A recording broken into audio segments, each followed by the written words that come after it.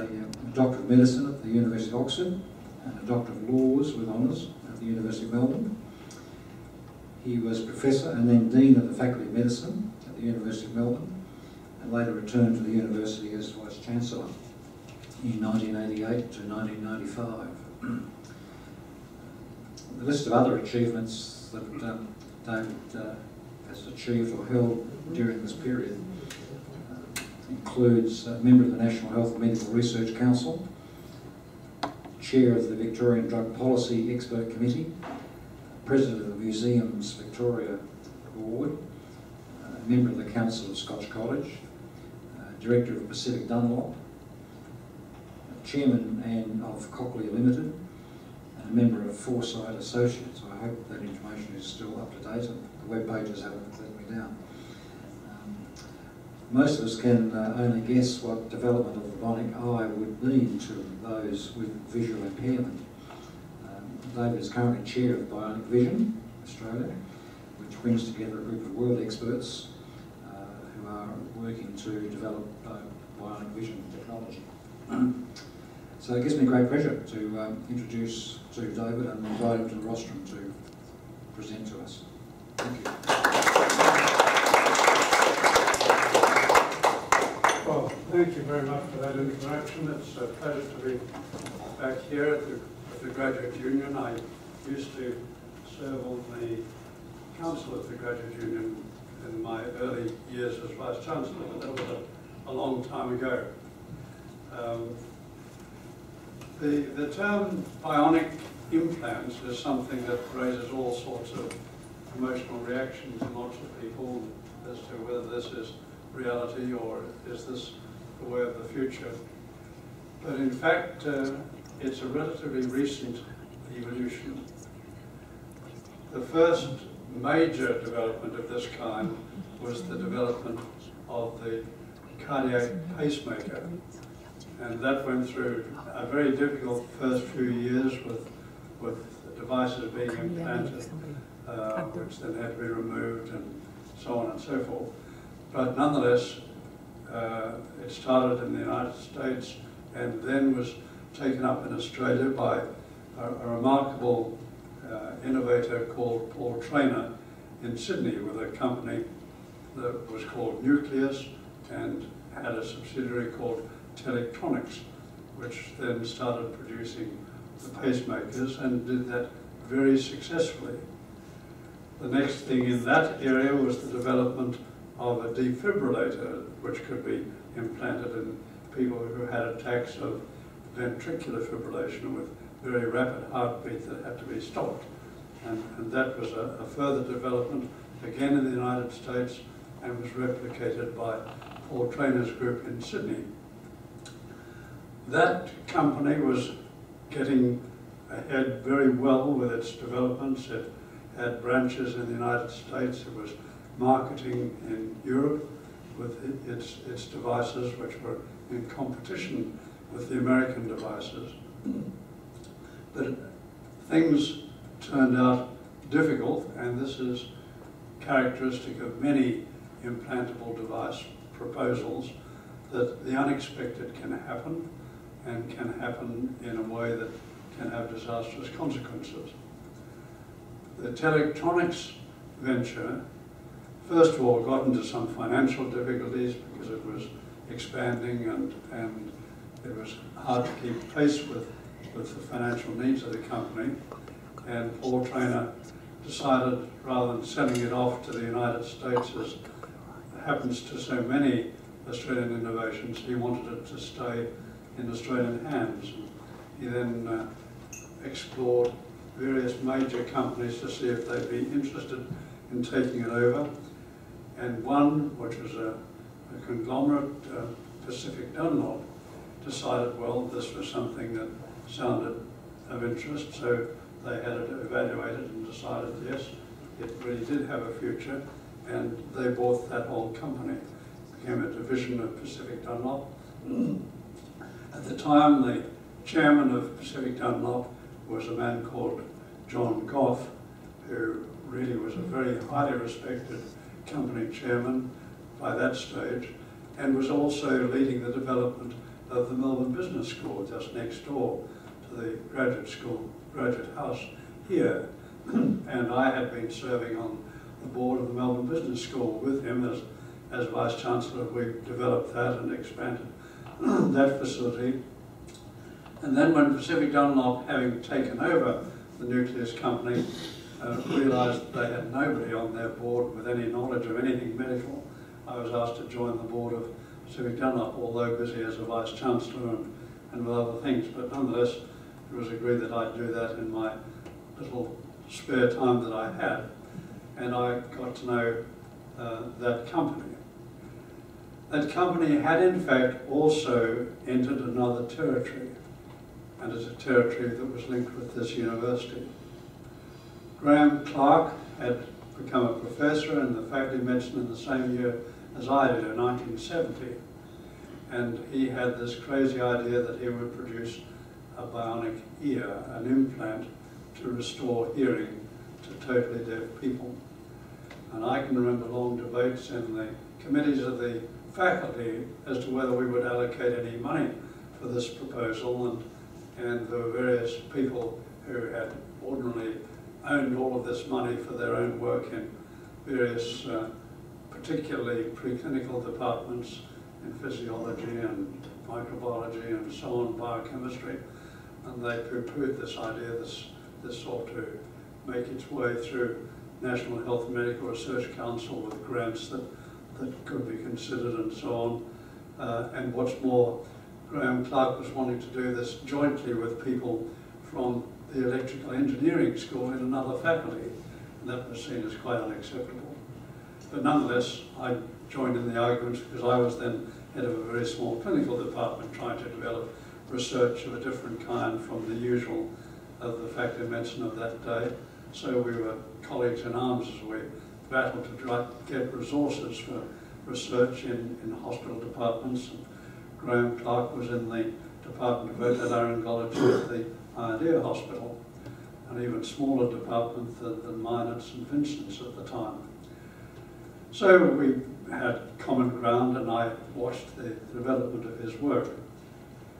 He, in fact, built up a multidisciplinary team, which was the only way to handle something that crosses the discipline of a clinical discipline to do with hearing, and then develop something where he could electronically stimulate the nerves in the cochlea, the inner part of the human ear.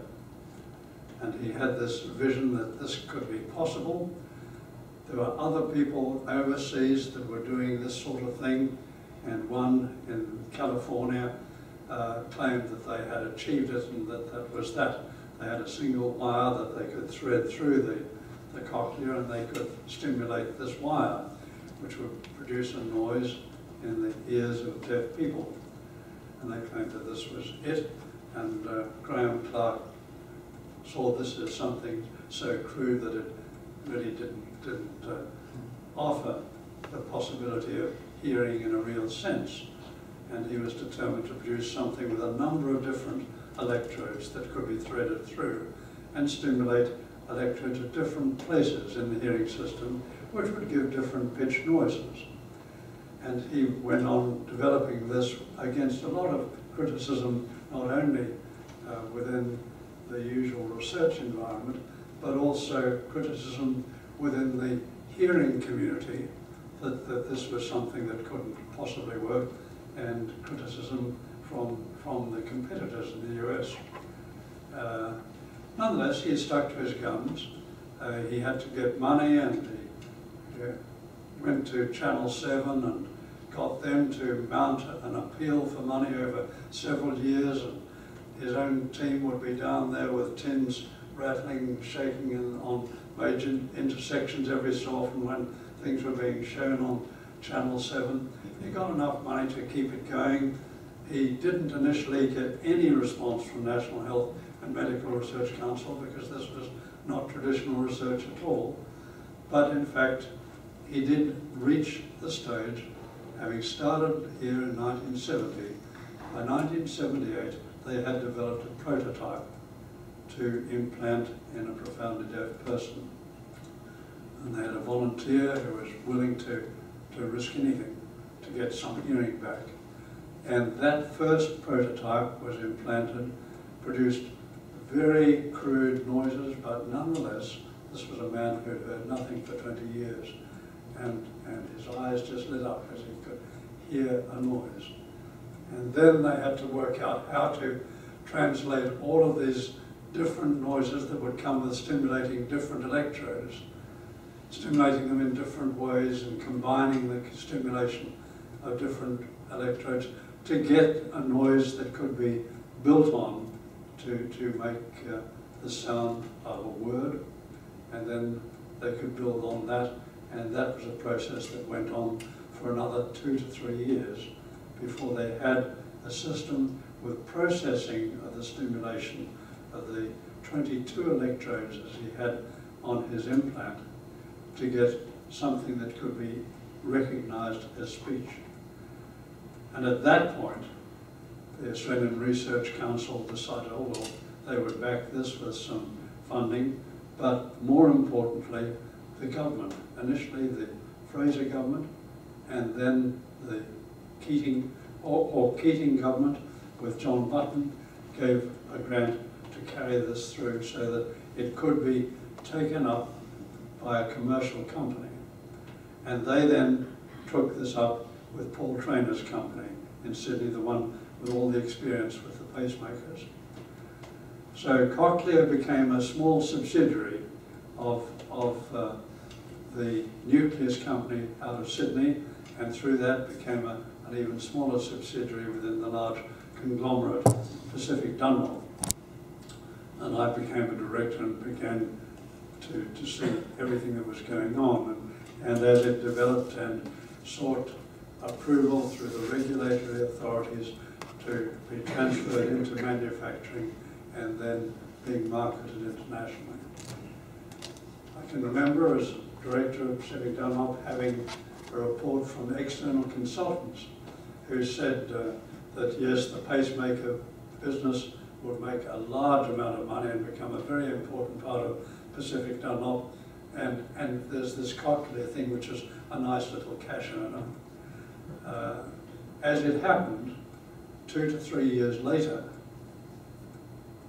something happened in the pacemaker business.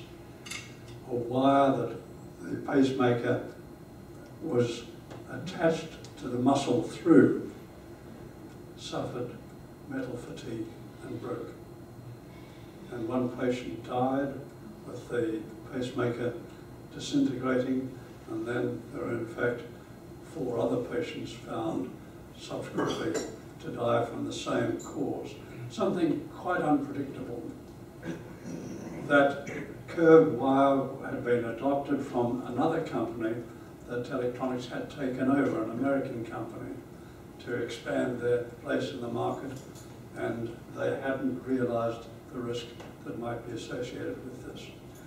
Just as comets fell out of the sky with metal fatigue and windows disappearing, this was something that hadn't been sufficiently understood at the time.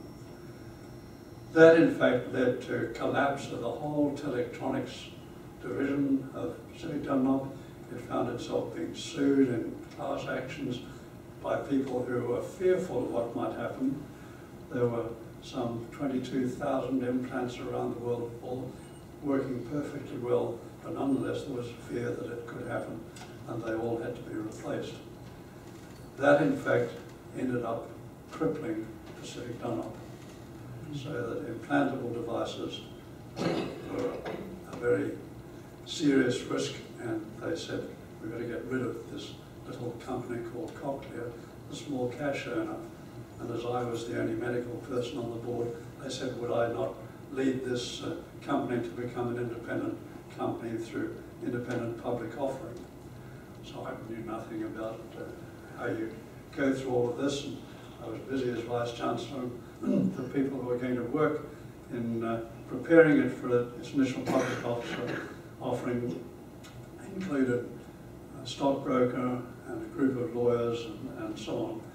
And they came to see me, they said, you just have to be chairman of this due diligence committee, and you need to come to the first meeting I need to come to the last meeting and sign everything that we've done. I said, well, I'm busy, but there's no way I'm going to do it that way. So I attended every single meeting for the next 6 months in my final year as Vice-Chancellor, and got to know everything to do with Cochlear.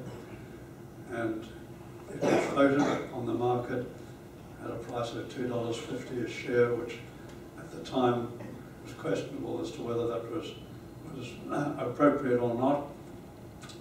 But it floated and it dropped and rose above that level. It was obviously the right sort of level in the market. But all the shareholders of Pacific Dunlop were offered shares in this at $2.50. That all the fellow directors were offered the chance to take shares. A few of them did. Others of them said it's just too risky and they didn't want to be involved after the story with the pacemaker. Shares in Cochlear are now worth $65 a share. Not a bad increase from $2.50. But in the first year, we had a problem with failure in some of the implants, and they had to be removed just because one of the technicians in the factory part of Cochlear had mounted one tiny component the wrong way round and had not been detected and so on. So that again, there are always hazards with implantable devices. They have to be perfect. They cannot run the risk of causing trouble. And that's been the pattern with any implantable device over the years. Cochlear, in fact, now has 70% of the world market of cochlear implants. The previous competitors disappeared, but new competitors emerged with reverse engineering of the cochlear device, and there's 30% is shared between one American company and one European company, an Austrian company. But nonetheless, it's been a wonderful story of success with an implantable bionic device, restoring hearing to a very large number of people around the world. And there are now more than 200,000 cochlear implants from the company, based in Sydney, which does all of that manufacturing and markets them internationally. Now that's the story that led to what I'm now involved in, the Bionic Vision Australia company.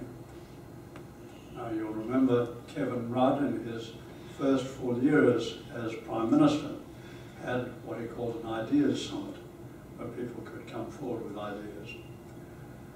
Out of the many ideas that were discussed and played around with on that occasion, there are only two that actually survived to be implemented. One was the taxation review that was led by the Secretary of the Treasury, and that came forward with all sorts of major radical ideas, including the mining tax and various other things.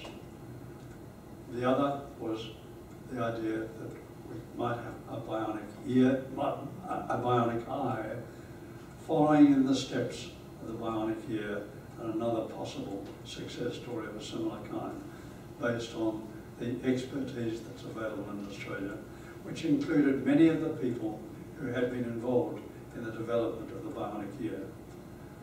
There's a Bionic Ear Institute down in East Melbourne, which was established by Graham Clark to further develop the word processing for the ear, and working with the Cochlear company, which I chaired for 8 years, and I knew all of those people very well. And when Rudd decided that he was going to back the development of this new device, then they leaned on me because of my experience with Cochlear and my experience in certain other areas to chair the group that was pulled together to put forward a proposal as to how we would achieve this. There was one group in Sydney who had been toying with this idea for some 8 years and had been designing something which they said they could easily take through to trial it, to get it into patient trials. But when they came down and met with the Bionic Ear Institute people who had gone through all of the necessary safety things that had been done for the bionic ear. The Sydney people had really not even begun to think through what was necessary to take through a new proposal in this way. And in fact, they had a proposal which was competitive in their view with the best one, which was already being developed in the United States, a company called Second Sight, which had 60 electrodes which could stimulate the retina at the back of the eye. And that was what they wanted. But then when we started looking at what other things could be done, there was a group of engineers here in the Materials Institute in the University of Melbourne who were working on the use of diamond to be etched in various ways, and they said they believed that they could produce an array of 1,000 electrodes, which would give far better vision than the very simple blunt vision that Second Sight were able to produce with their 60 electrodes. So we in fact established a company to compete for the funds that Kevin Rudd said he would allocate. Initially, he said they would allocate $50 million over 4 years, which sounds a lot of money, but still compared with the actual cost of taking any of the international competitors through to the point of being able to trial something in a patient, it was not a lot of money, and we were having to move very rapidly to catch up with the international competition. Initially, there was somebody in Sydney and another group in Sydney who thought it was outrageous that this money should just be given to this group, not only because Kevin Rudd had designated them in the meeting, but the co-chair of Kevin Rudd's Ideas Summit was none other than Glyn Davis, the Vice Chancellor of this university. So this was represented as just a done deal to give the money to Melbourne University, and therefore they backed off, and there was a lot of toing and froing, and they eventually decided the $50 million would be given to be managed by the Australian Research Council to consider competitive bids. So we competed, and we were chosen as one of two out of a group of people applying, and they agreed to allocate 42 million of the 50 to us, and 8 million to a proposal of a very different kind from Monash. So we set about trying to get all of the processes in place to make this work, to develop a very detailed plan as to what was necessary to be completed over the course of 4 years. We are not a company, we're an unincorporated joint venture, which means that every member, and we have 5 as you'll see shortly, have their own operation and make their own decisions. But we have to somehow bring that all together so that we have a joint agreed plan, which will then decide what should be done by whom and keep people up to the mark to deliver in the very limited time available to us. And that's been an interesting challenge.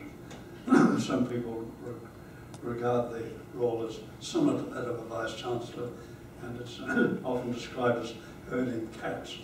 But nonetheless, those necessary skills of bringing a large group of very able academics together to a common view rather than each going their own way has proved to be a significant challenge. Well, I'm going to now just run through a few pictures to show you what it is we're talking about, if I can make this work. I'm not sure that I can.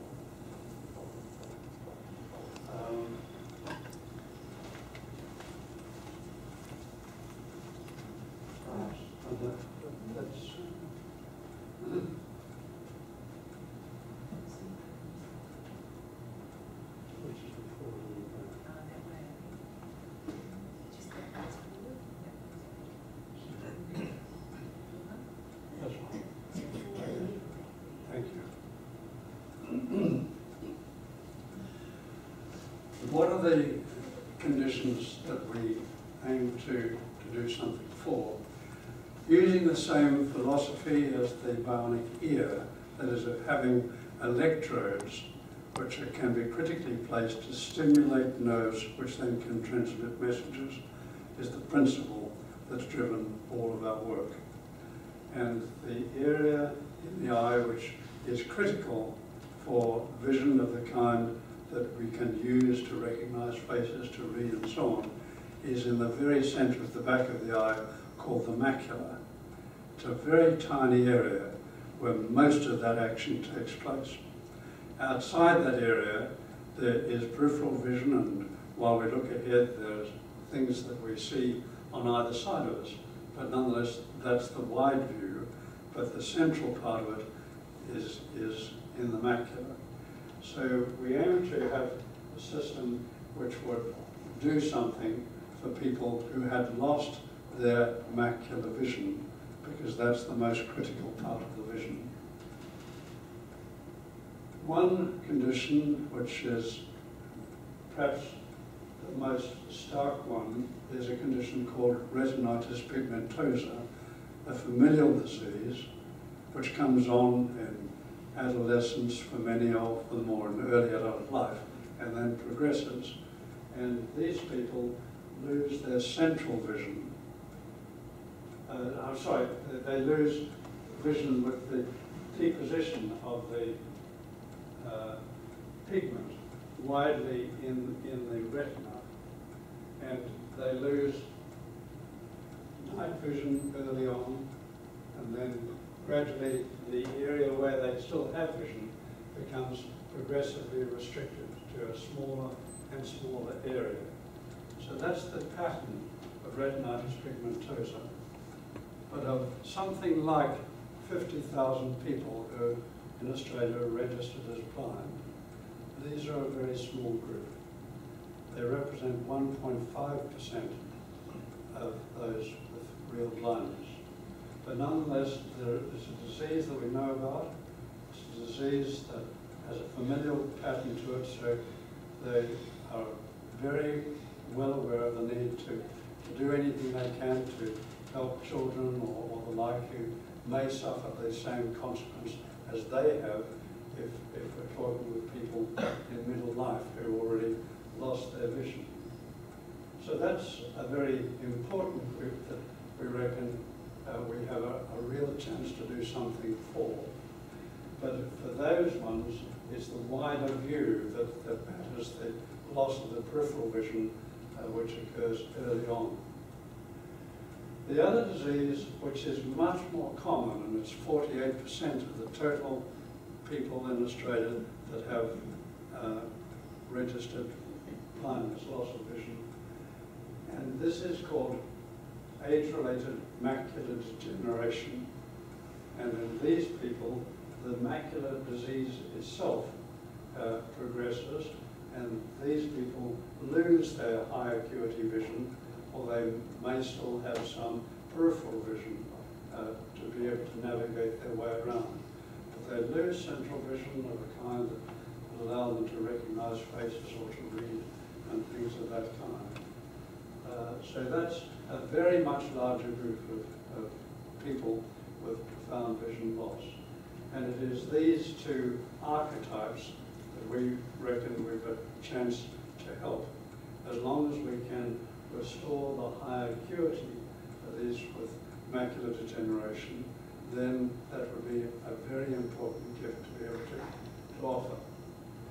Macular degeneration is a disease that the mechanism of which we don't fully understand, although increasingly we're beginning to understand, is vascular changes that occur in the circulation of the back of the eye. And there are now injections that can be used, and an injection into the eye itself, into the eyeball once a month, has stopped many of these people progressing to blindness. And that's been a development that's occurred particularly over the last 5 to 6 years. It's a new development. It's a drug which is produced from a biological source, and it is costly but an effective drug for about a third of the people with this disease. able to arrest their disease. For another third, there's perhaps it just stops it getting worse rapidly, and certainly for a third it goes on come what may. There are two forms of this disease called wet and dry, but we're getting into detail now, and it's only the wet ones which have benefited, which get benefit from these injections. So nonetheless, there's another form of treatment which is helping some of these people. There still is a large number who go on to profound vision loss from this disease, usually older people, people 60, 70, 80, and even beyond. So this is quite a large group of people that potentially we have something to offer. The grant, as I've said, is to be completed over 4 years, and we've made a lot of progress in seeking to develop the prototype to prepare these people.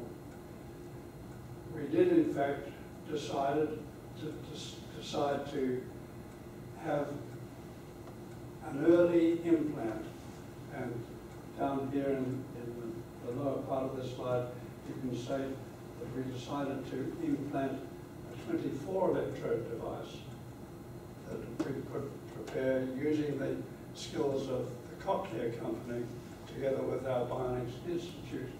And this was in fact done in a patient with profound loss of vision from retinitis pigmentosa, who volunteered to be a guinea pig, if you like, and for us to see what we can do.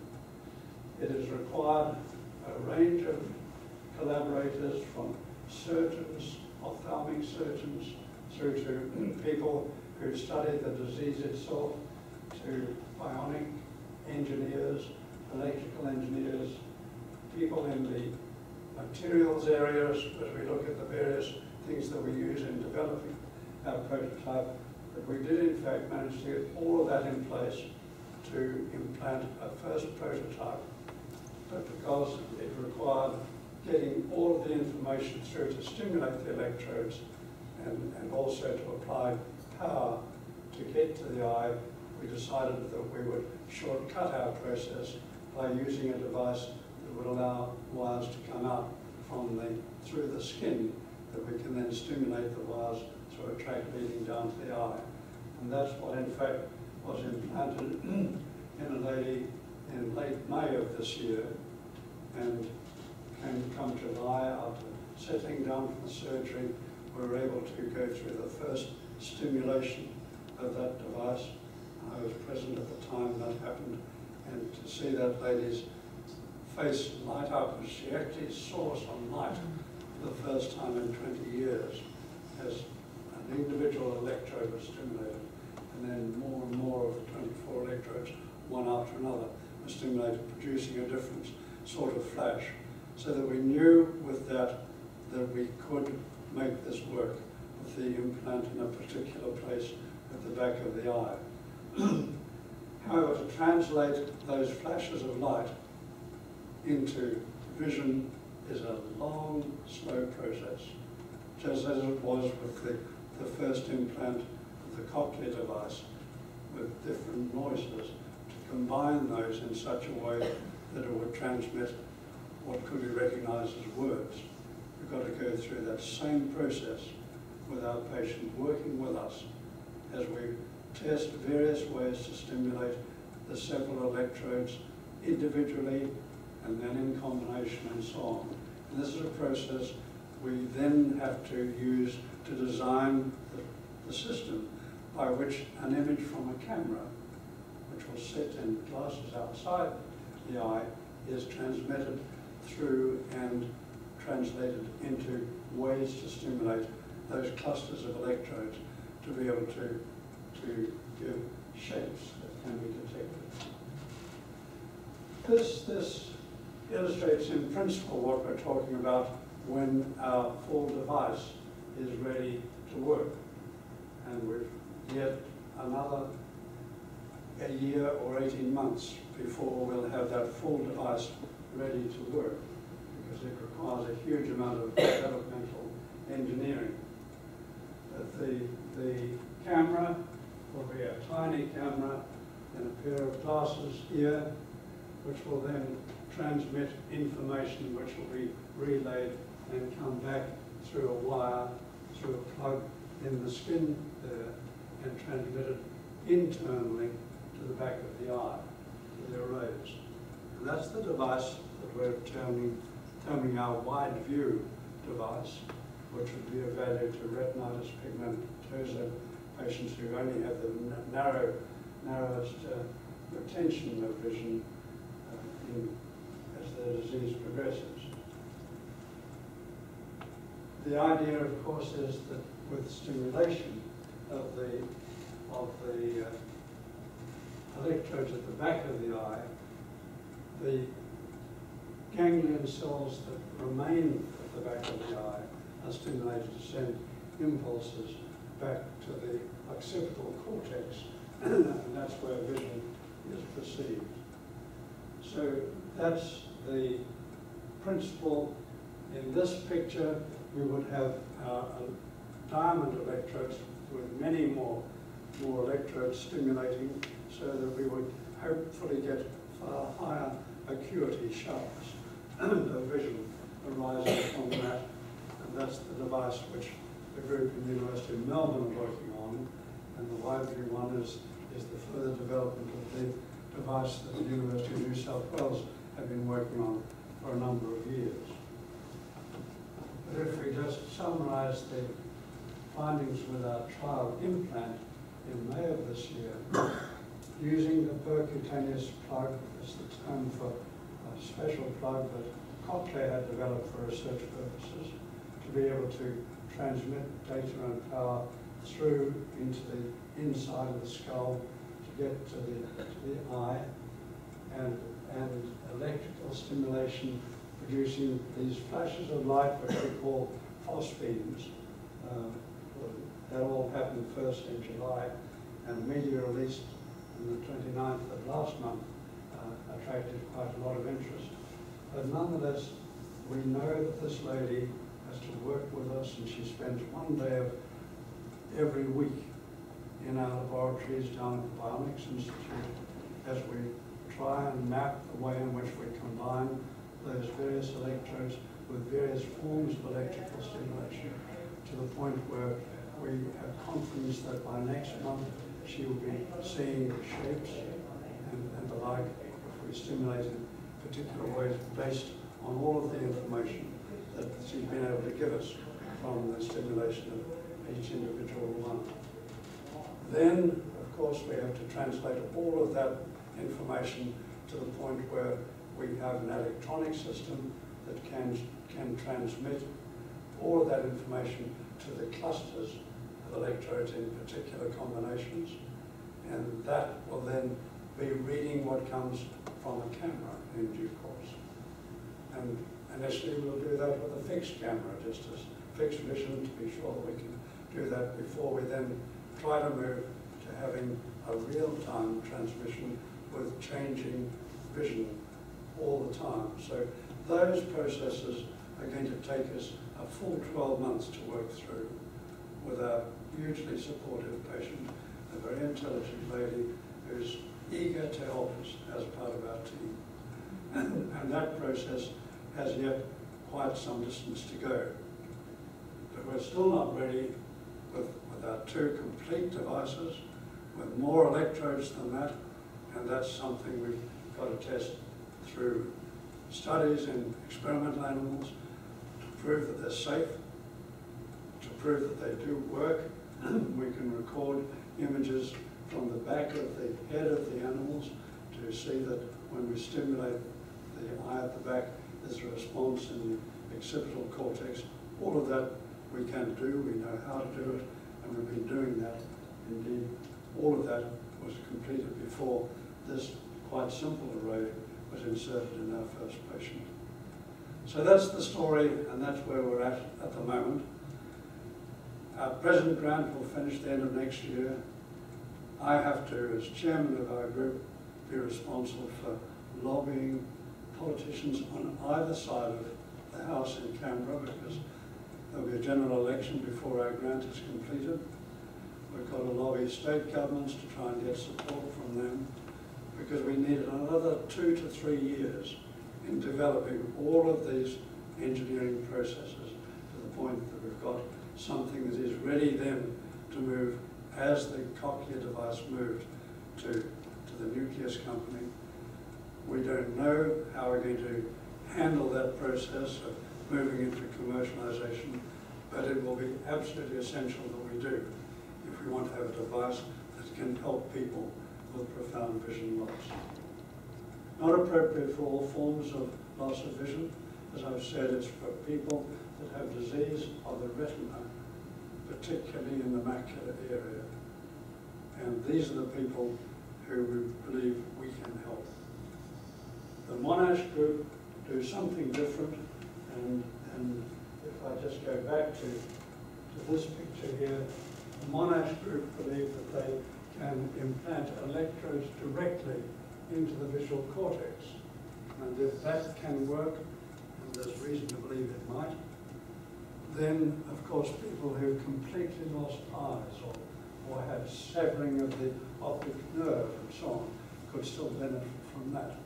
And that's again something well worth advancing, and we are now looking at ways in which we can collaborate with that Monash group as we go ahead, and we're seeking funding for not only our group but also the Monash group jointly as a package. And the Monash group is now chaired by Professor David Ducretzer, who was until a year ago Governor of Victoria, but a very good medical scientist. And he's a fellow colleague for me, and we're going to see the powers that be on either side of government as we try and get that further funding that we will need to take it right through to the point that it's ready to be commercialised with venture capital or other partnership money coming in from other companies. But that's the story, and I'm happy to answer any questions or hear any comments.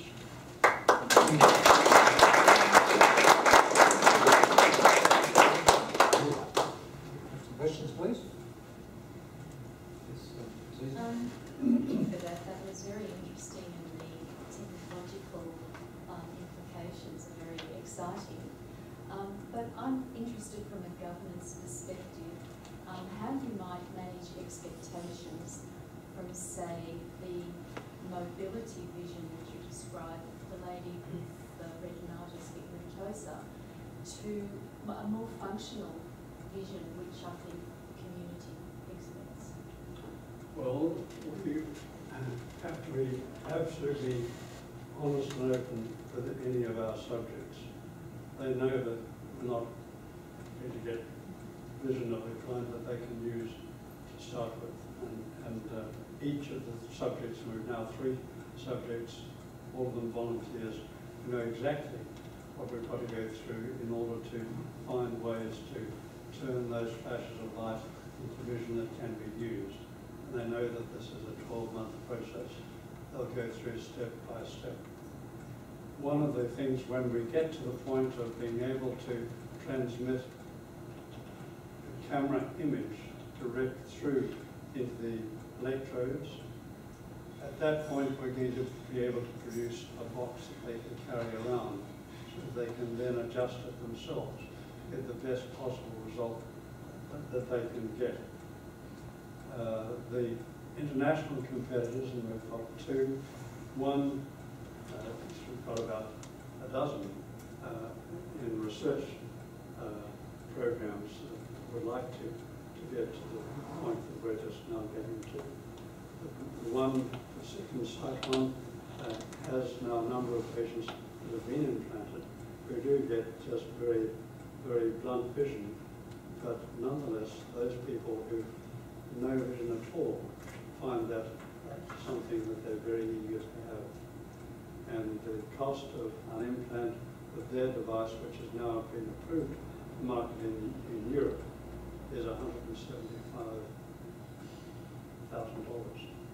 But yet people are paying that money or finding ways to meet that cost.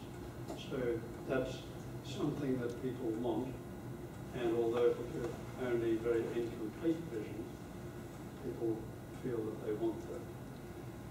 We believe that the results we're getting from our current patient, really will be every bit as good as the best that second sight can now offer.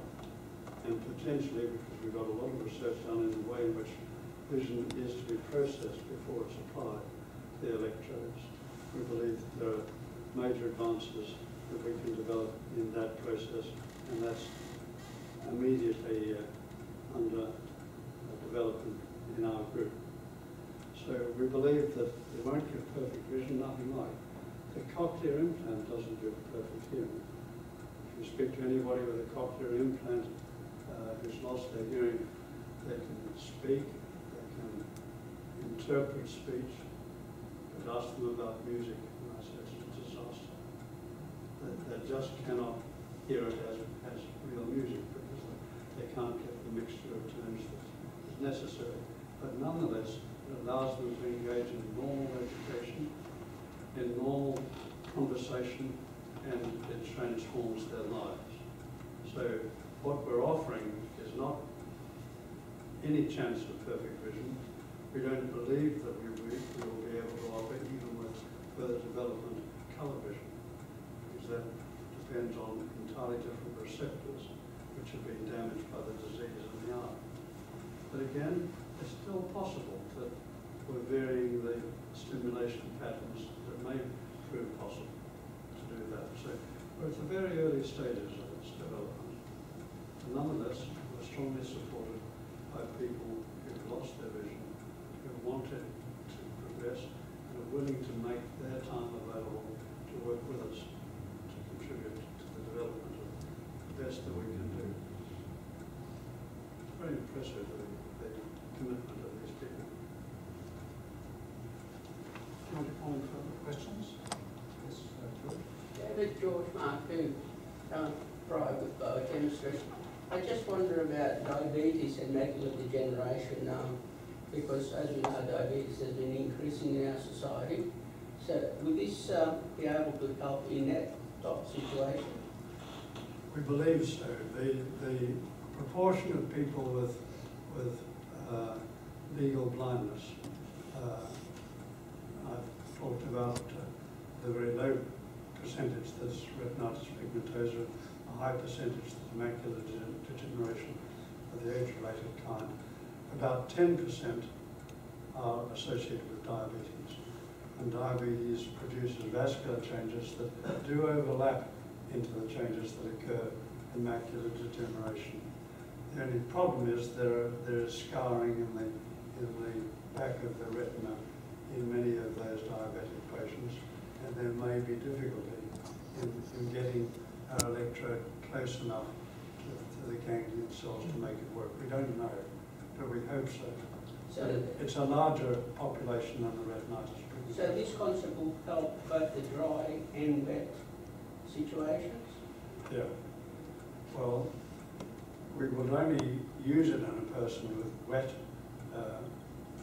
age-related macular degeneration if they're not responding to the injection, because that's a simpler process and doesn't risk damaging any vision that they might have. If you ask me, might our implant damage some residual vision? The answer, of course, it might.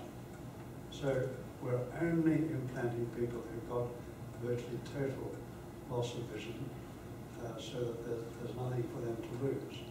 And that's each of the recipients have been in that category. And that's still the case with Second Sight, the American competitor. They're seeking approval to use in advanced retinitis pigmentosa, nothing else. Questions? Similar question to George's, is it likely to have any implications for blindness caused by glaucoma? Don't believe so. Don't believe so. It's a completely different mechanism of blindness, and I think that has to be treated with new advances to managing the glaucoma process. One more question? Yes, Would I be right in assuming that, theoretically anyway, this could not work with somebody who is congenitally blind because the brain would not have learned to recognise vision anyway? Well, it depends on the cause of the congenital blindness. And there are many different causes there. But it's true that congenital deafness can respond to a cochlear implant and takes longer to rehabilitate, but nonetheless the brain can learn to use the information that comes. So in principle the same could apply with congenital blindness as long as the ganglion cells are there in the macula, and that would be the critical issue. But in many of the forms of congenital blindness there are no nerves there in the back, in which case our approach would not help. I'm not sure.